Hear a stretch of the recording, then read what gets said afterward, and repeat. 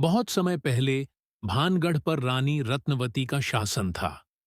वह अपूर्व सुंदरता की धनी थीं।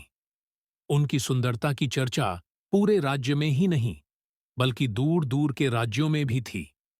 कई राजकुमार और राजा उनसे विवाह करने के इच्छुक थे। भानगढ़ के पास एक तांत्रिक जिसका नाम सिंधु सेवड़ा था, वह काले जादू में निपुण था। उसने जब रानी रत्नवती की सुंदरता के किस्से सुने, तो वह रानी को पाने की लालसा करने लगा।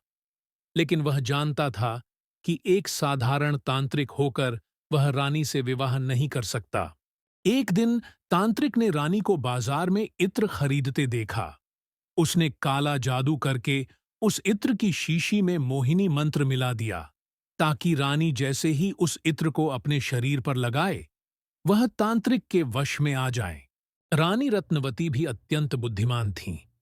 उन्होंने तांत्रिक की इस चाल को भांप लिया। क्रोधित होकर रानी ने उस इत्र की शीशी को एक पत्थर पर पटक दिया। जैसे ही वह इत्र पत्थर पर गिरा, वह पत्थर लुढ़कता हुआ तांत्रिक सिंधु सेवड़ा की ओर बढ़ा और उसे कुचलकर मार डाला। मरते मरते तांत्रिक ने भानगढ़ और वहां के समस्त लोगों को श्राप दिया कि यह नगर नष्ट हो जाएगा और यहां कोई जीवित नहीं रह सकेगा। कुछ ही समय बाद भानगढ़ पर दुश्मनों ने आक्रमण किया। भयंकर युद्ध हुआ और पूरा नगर नष्ट हो गया। कहा जाता है कि रानी रत्नवती भी उसी युद्ध में मारी गईं।